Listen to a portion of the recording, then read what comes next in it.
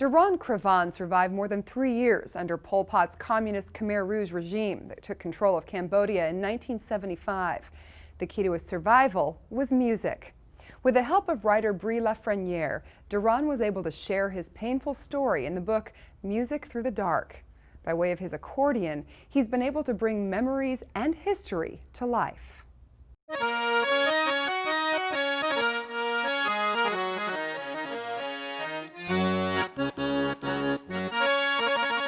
Daran grew up in a family of musicians and learned to play the accordion as a young boy.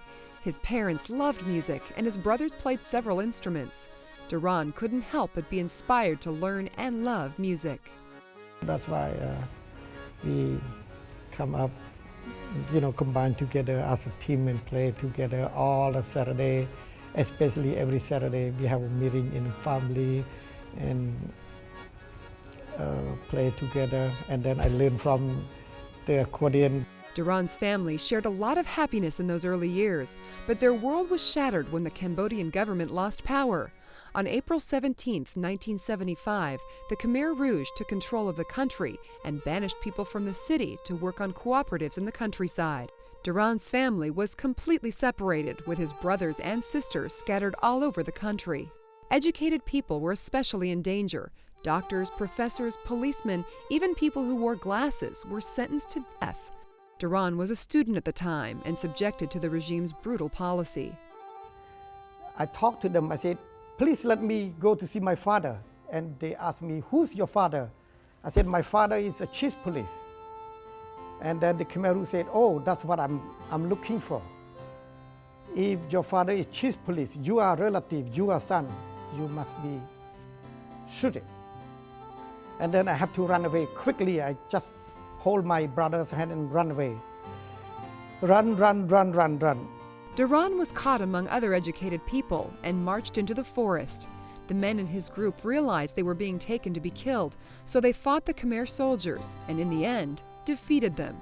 Their victory led to an 8-month test of their ability to survive deep in the forest. That's kind of a beautiful thing. And so that's why when I live there, that's made me feel comfortable. And then I become a trust nature more than a human. And then before we kind of scared living in the forest. After a while, and for a while, we are kind of in love with that forest. And I feel like I belong to the nature. It was during his time in the forest that Daran came to cherish nature. He realized that the forest was trying to help him survive. He learned to read signals in the plants and trees and observed the intimate communication between animals. That's beautiful, live in the forest. We know the bird, we love the bird. When the bird sing the song, I understand it. I understand what the bird language. When you sleep on the ground, you put your ear on the ground, you hear all kinds of music, the sound. So the ants talk each other the way they talk, small, low, high voice, and then that's music, like orchestra. Eventually, life in the forest became too much of a struggle for Daran and the other men. Several of them died. They reached the border with Thailand, but were unable to cross a field full of mines. From there, they knew they had no choice but to turn themselves over to the Khmer Rouge.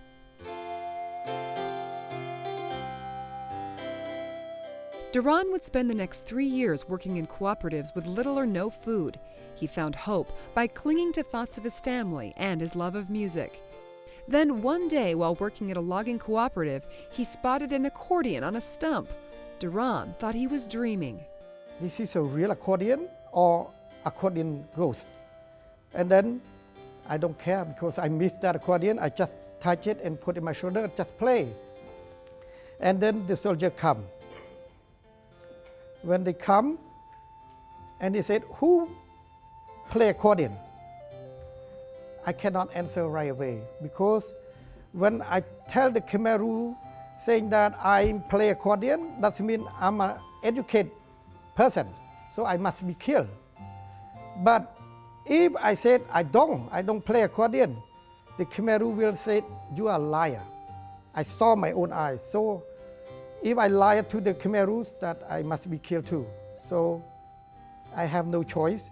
I said, yes, I play accordion. And then when they come and surround me and they start saying that, play it, I want you to play. And then I start playing. The soldiers reveled in Daran's music and made requests for communist songs.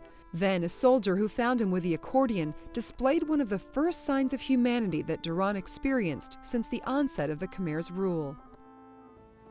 And he said, Daran, this accordion is yours. I was shocked when they said that. I said, no, that's not mine. I'm sorry, that's not mine. He said, yours. Keep it. I'm soldier. I'm command you. Keep it. And then I keep it and I play it. That's beautiful when the Khmer Rouge give that accordion to me and they said, this is yours. I cannot believe that. Like I'm afloat on the air. They not allow you possess anything. Why they give this accordion to me? Because in the Khmer Rouge time, you can possess one spoon, one shirt, one pens, and one plate, and that's all. And why they give me extra?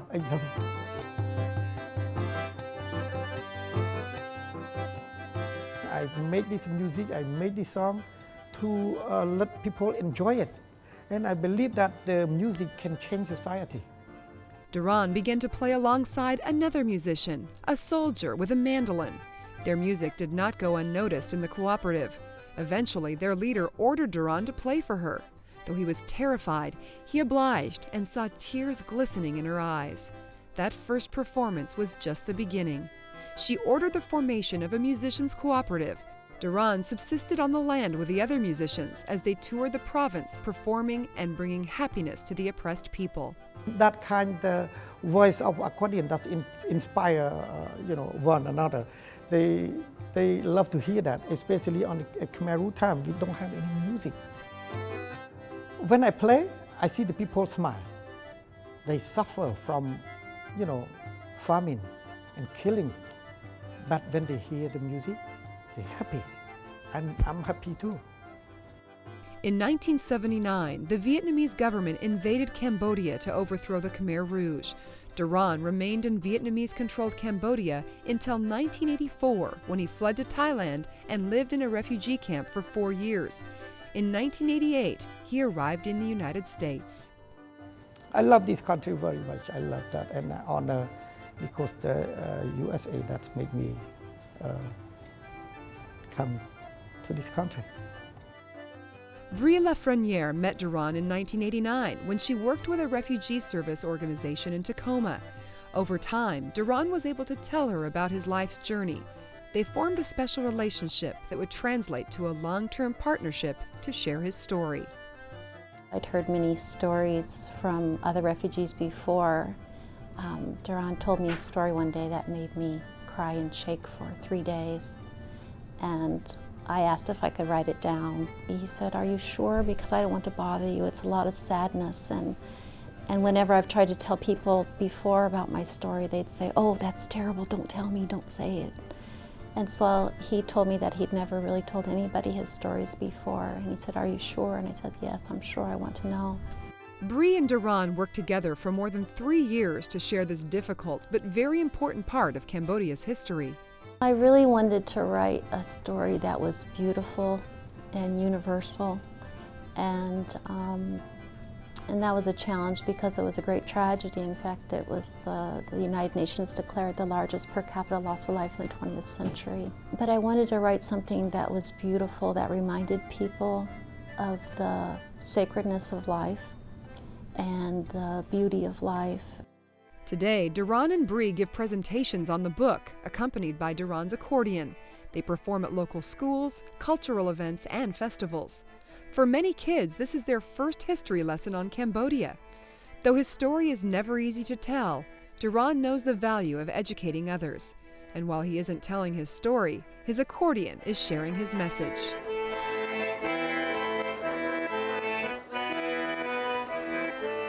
You can find Music Through the Dark, A Tale of Survival in Cambodia at bookstores and online. And you can watch Daran perform at the Asian American Water Festival at Thea's Park in Tacoma. Next up on Full Focus, we'll visit an island community that joined together to preserve a local treasure. Stay with us.